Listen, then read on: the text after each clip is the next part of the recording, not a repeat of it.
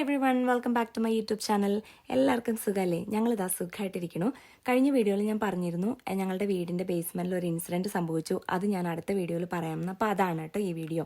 അന്ന് നോയലും റേമിയൊക്കെ വന്ന ദിവസം നമ്മൾ തന്തൂരി ഗ്രിൽഡ് ചിക്കൻ ഉണ്ടാക്കാൻ വേണ്ടി നമ്മൾ പുറത്തെ പൈപ്പ് ഒന്ന് ഓപ്പൺ ചെയ്തിരുന്നു. വിൻ്റർ കഴിഞ്ഞിട്ട് നമ്മൾ ആദ്യമായിട്ടാണ് കേട്ടോ ആ പൈപ്പ് ഓപ്പൺ ചെയ്തത്.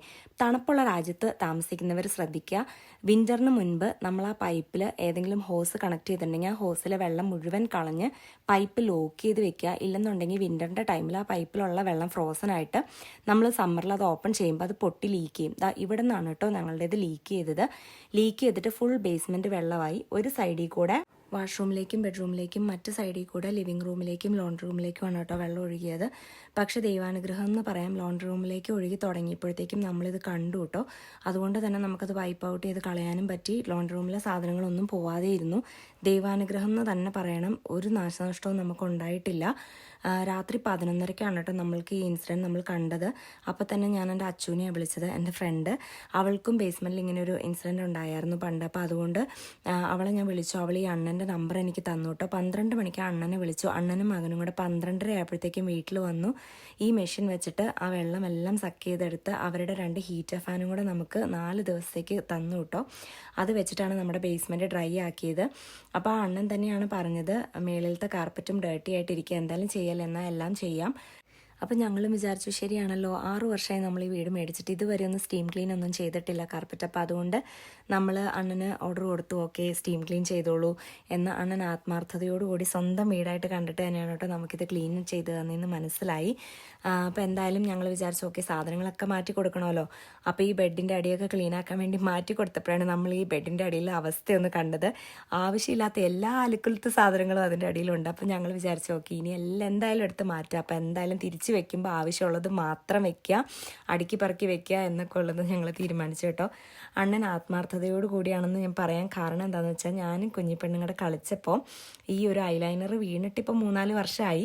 അപ്പോൾ എന്തായാലും ഞങ്ങൾ പഠിച്ച പണി 18 നോക്കിയിട്ടും ഇതിൻ്റെ കളറൊന്നും ഫെയ്ഡായി പോലും ഉണ്ടായിരുന്നില്ല. പക്ഷേ അണ്ണൻ എന്തൊക്കെയോ കെമിക്കൽ വെച്ച് ചെയ്തപ്പോൾ ഇതിൻ്റെ കളറ് നല്ല പോലെ ഫെയ്ഡായി. പിന്നെ അണ്ണൻ പറഞ്ഞു ഇപ്പോൾ ഒത്തിരി വർഷമായ സ്റ്റെയിൻ ആയതുകൊണ്ടാണ് അത് പോകാൻ പാട്. എല്ലാ വർഷവും കൃത്യമായിട്ട് നമ്മൾ കാർപ്പറ്റൊക്കെ ക്ലീൻ ആക്കുവാണെങ്കിൽ നല്ലതുപോലെ ഈ സ്റ്റെയിനൊക്കെ പോയി കാർപ്പറ്റ് നല്ല വെളുത്ത് നല്ല ക്ലീൻ ആയിട്ടിരിക്കുമെന്ന്. അപ്പോൾ അത് ഞങ്ങൾക്കും തോന്നിയിട്ടോ. കാരണം 6 വർഷത്തെ ഫുൾ സ്റ്റെയിൻ ഒന്നും കളയാൻ ഒറ്റ ടേക്കിൽ പറ്റില്ലല്ലോ. അപ്പോൾ അതുകൊണ്ട് എന്തായാലും ഞങ്ങൾ വിചാരിച്ചു ഓക്കെ എല്ലാ വർഷവും അണ്ണന് നമ്മൾ കൊടുത്തിട്ടുണ്ട് കേട്ടോ നമ്മുടെ കാർപ്പറ്റ് ക്ലീൻ ചെയ്യാൻ. അതുകൊണ്ട് ഇവിടെയുള്ള ആർക്കെങ്കിലും ഈ അണ്ണൻ്റെ നമ്പറോ കാര്യങ്ങളോ വേണമെങ്കിൽ ഞാൻ ഡിസ്ക്രിപ്ഷനിൽ കൊടുത്തിട്ടുണ്ട്. അണ്ണനെ കോൺടാക്റ്റ് ചെയ്യാവുന്നതാണ്. അണ്ണൻ നല്ല അടിപൊളിയായിട്ട് ചെയ്തു തരും കേട്ടോ. നിങ്ങൾ ആരും കണ്ട് പേടിക്കരുത്. ചോക്ലേറ്റ് കളറിലുള്ള വാട്ടറാണ് കേട്ടോ കിട്ടിയത്. അത്ര ഡേർട്ടി ആയിരുന്നു നമ്മുടെ കാർപ്പറ്റ്. ഞാൻ എല്ലാ ആഴ്ചയും വാക്വം ചെയ്യുമെങ്കിലും എനിക്ക് ഇപ്പോഴാണ് മനസ്സിലായത് വാക്വം എത്ര ചെയ്താലും സ്റ്റീം ക്ലീൻ ചെയ്യുന്ന അത്രയും ക്ലീൻ ആവില്ല കാർപ്പറ്റ് എന്നുള്ളത്. എനിക്കൊരു വിചാരം ഉണ്ടായിരുന്നു ഞാൻ എല്ലാ ആഴ്ചയും ക്ലീൻ ചെയ്യുന്ന കാർപ്പറ്റ് എല്ലാം കൊണ്ട് ഡേർട്ടി ആയിരിക്കില്ല എന്ന്. പക്ഷേ ഈ ഒരു വെള്ളം കണ്ടപ്പോൾ എനിക്ക് മനസ്സിലായി ഒന്നുമില്ല, നമ്മൾ എല്ലാ വർഷവും സ്റ്റീം ക്ലീൻ ചെയ്യണം. പക്ഷെ അണ്ണൻ പറയുന്നത് എവരി 6 months ചെയ്താൽ അത്രയും നല്ലതാണെന്ന്. പക്ഷേ അങ്ങനെയൊന്നും ചെയ്യാൻ നമ്മളെ കൊണ്ട് പറ്റില്ല. അപ്പോൾ എല്ലാ വർഷവും ചെയ്യാമെന്ന് വിചാരിച്ചു. പിന്നെ ഒരുപാട് എക്സ്പെൻസോ കാര്യങ്ങളൊന്നും അല്ല കേട്ടോ. അണ്ണൻ ഭയങ്കര നല്ലൊരു അണ്ണനാണ്. ഒത്തിരി പൈസയൊന്നും നമ്മുടെ കയ്യിൽ നിന്ന് മേടിക്കില്ല കേട്ടോ ഒരു വീട് ഫുൾ ചെയ്യാനൊന്നും. അപ്പോൾ എന്തായാലും നിങ്ങൾ കോൺടാക്റ്റ് ചെയ്യാൻ പറ്റുന്നവർ കോൺടാക്റ്റ് ചെയ്യുക. അണ്ണൻ നന്നായിട്ട് ചെയ്തു തരുന്നതായിരിക്കും. നമുക്കിങ്ങനെ ഒരു ക്ലീനിങ്ങിൻ്റെ സമയം വന്നപ്പോൾ നമ്മളിതെല്ലാം മാറ്റിയപ്പോഴാണ് കണ്ടത് നമ്മുടെ TV സ്റ്റാൻഡും കാര്യങ്ങളൊക്കെ പൊട്ടിപ്പൊളിഞ്ഞിരുന്നത്. അപ്പോൾ നമ്മൾ വിചാരിച്ചു ഏതായാലും പൊട്ടിപ്പോയില്ല, എന്നാൽ പിന്നെ ഒരെണ്ണം റീപ്ലേസ് ചെയ്തേക്കാമെന്ന്. അപ്പോൾ പിന്നെ റോയിച്ചൻ പറഞ്ഞു എന്നാൽ താഴത്തെ TV സ്റ്റാൻഡ് ഭയങ്കര വലുതല്ലേ, ആ ഒരു പോർഷനിൽ കയറുന്നില്ല, അപ്പോൾ എന്നാൽ അത് സെല്ല് ചെയ്തിട്ട് നമുക്ക് വേറൊരു ചെറുത് മേടിച്ച് വെക്കാം എന്ന് വിചാരിച്ചിട്ട്. അപ്പോൾ ഞാൻ പറഞ്ഞു അങ്ങനെയാണെങ്കിൽ ഒരു അലമാര കൂടി കിട്ടിക്കഴിഞ്ഞ് കഴിഞ്ഞാൽ എക്സ്ട്രാ ടിഷ്യൂ റോൾസും കാര്യങ്ങളും ഒക്കെ നമുക്ക് അലമാരയിൽ വെച്ചിട്ട് താഴെ ബേസ്മെൻറ്റിലേക്ക് വെക്കാമല്ലോ എന്ന്. അപ്പോൾ അങ്ങനെ ഞങ്ങൾ വിചാരിച്ചു ഒക്കെ 3 items മേടിക്കാം എന്ന് പറഞ്ഞ് നമ്മളിത് കഴിഞ്ഞിട്ട് നേരെ ഐക്യയിലേക്കാണ് കേട്ടോ പോയത്. അത് ഇത് കഴിഞ്ഞ് തന്നെ പോകാനുള്ള കാരണം എന്താണെന്ന് വെച്ചാൽ നനഞ്ഞിരിക്കുന്നതുകൊണ്ട് തന്നെ അണ്ണൻ പറഞ്ഞു ഒരുപാട് ചവിട്ടി നടന്ന് ചെളിയാക്കരുത്. കാരണം നനഞ്ഞിരിക്കുന്ന കാർപ്പറ്റിൽ നമ്മൾ ചവിട്ടും തോറും വീണ്ടും ചെളി ആയിക്കൊണ്ടിരിക്കുകയുള്ളൂ, അവിടെ ആ പാട് വീണ് കിടക്കും. അപ്പോൾ പിന്നെ ക്ലീൻ ആക്കിയതിനൊരു അർത്ഥമില്ലാണ്ടായി പോകില്ലേ. അപ്പോൾ അതുകൊണ്ട് ഞങ്ങൾ വിചാരിച്ചു ഓക്കെ ഒരു 6 to 7 hours ഉണങ്ങാൻ വേണ്ടി കൊടുക്കാം, ഡ്രൈ ചെയ്യാൻ കൊടുക്കാം എന്ന് വിചാരിച്ചിട്ട് ഞങ്ങൾ നേരെ ഐക്യയിലേക്ക് പോയി കേട്ടോ. അപ്പോൾ കാർപ്പറ്റ് ഉണങ്ങി കിട്ടും, നമുക്ക് ആവശ്യമുള്ള സാധനങ്ങളും കിട്ടുമല്ലോ. പിന്നെ ഇത്രയും മെസ്സി ആയിട്ടുള്ള ഒരു വീട് 2-3 ദിവസം കഴിഞ്ഞിട്ടേ നമുക്ക് ഇതൊക്കെ ഒന്ന് അറേഞ്ച് ചെയ്ത് തുടങ്ങാൻ പറ്റുള്ളൂ. കാരണം അണ്ണൻ പറഞ്ഞു നല്ല ഡ്രൈ ആയിട്ട് മാത്രമേ സാധനങ്ങൾ തിരിച്ച് വെക്കാവുള്ളൂ എന്ന്.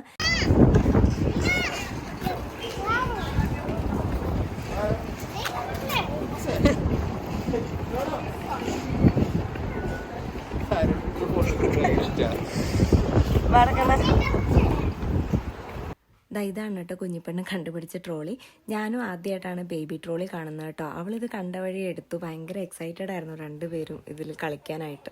നമ്മൾ ഐക്യ ചെന്ന് സാധനങ്ങളൊക്കെ ട്രൈ ചെയ്ത് നോക്കി മേടിച്ചുകൊണ്ടിരുന്നപ്പം പിള്ളേർക്ക് അവിടെ ഒരു സ്ക്രീൻ കിട്ടി. അതിനകത്ത് ഒത്തിരി ഗെയിംസും കാര്യങ്ങളൊക്കെ ഉണ്ടായിരുന്നു കേട്ടോ. അപ്പോൾ പിള്ളേർ കുറേ നേരം അതിൽ games, drawing, mix and match അങ്ങനെ എല്ലാം കളിച്ച് അവരവരുടെ സമയം എൻജോയ് ചെയ്തു. അപ്പോൾ ആ സമയം കൊണ്ട് റോയിച്ചിനും ഞാനും കൂടെ കുറേ TV സ്റ്റാൻഡും കുറേ അലമാരകളും കാര്യങ്ങളും ഒക്കെ ചെക്ക് ചെയ്തു. ഏതാ നല്ലത്, ഏതാ വേണ്ടതെന്നൊക്കെ അറിയാൻ വേണ്ടി. അപ്പോൾ അങ്ങനെ ഫൈനലി നമ്മൾ 2 TV സ്റ്റാൻഡും ഒരു അലമാരയും കണ്ടുപിടിച്ചു. അതിൽ അലമാര നമ്മൾ മേടിക്കുന്നത് ഈ കാണുന്നതാണ് കേട്ടോ. അതൊരു വെറൈറ്റി ആയിട്ട് നമുക്ക് തോന്നി. ചില്ലാണെങ്കിലും ഓരോ സ്ക്വയറും റെക്റ്റാങ്കിളും ഒക്കെ പോലെ ഇരിക്കണോ നല്ല രസമായിട്ട് തോന്നിയത് കൊണ്ട് നമ്മൾ വിചാരിച്ചു ഇത് തന്നെ മേടിക്കാമെന്ന്. എല്ലാം കഴിഞ്ഞ് പോരാൻ നേരത്തെ ഒരു ഐസ്ക്രീമും ആവാമെന്ന് വിചാരിച്ചു. കാരണം എനിക്ക് തോന്നുന്നു ഞങ്ങൾ എല്ലാവരും കൂടി ഒരു ഐസ്ക്രീം കഴിച്ചിട്ട് ഒരുപാട് കാലമായതുപോലെ തോന്നി. അതുകൊണ്ട് തന്നെ കോൺ ഐസ്ക്രീം മേടിച്ചു. കുഴപ്പമില്ല, വലിയ ടേസ്റ്റ് കുറവൊന്നും ഉണ്ടായിരുന്നില്ല. എന്നാലും എന്തോ എൻ്റെ അപ്പയുടെ ഭാഷയിൽ പറഞ്ഞാൽ കുഴപ്പക്കുറവൊന്നും ഉണ്ടായിരുന്നില്ല എന്നുള്ളത്. അപ്പോൾ അങ്ങനെയാണ് കേട്ടോ പറയാറ്, തമാശ പോലെ. അപ്പോൾ ഞങ്ങൾ സാധനങ്ങളൊക്കെ മേടിച്ചു, എല്ലാം വണ്ടിയിലേക്ക് കയറ്റുകയാണ്. അപ്പോൾ ഇനി ഇത് സെറ്റ് ചെയ്യുന്ന വീഡിയോയുമായിട്ട് അടുത്ത വീഡിയോയിൽ കാണാം. അടുത്ത വീഡിയോ അല്ലെങ്കിൽ ഇനി വരുന്ന വീഡിയോകളിൽ കാണാം. അപ്പോൾ എന്തായാലും കുഞ്ഞിപ്പെണ്ണിൻ്റെ ഐസ്ക്രീം തീറ്റയൊക്കെ ഇങ്ങനെയാണ് കേട്ടോ. അപ്പോൾ എന്തായാലും ഈ വീഡിയോ എല്ലാവർക്കും ഇഷ്ടപ്പെട്ടു എന്ന് വിശ്വസിക്കുന്നു. ഇഷ്ടപ്പെട്ടുവെങ്കിൽ like, share, subscribe. Thank you so much for watching. God bless you all. By.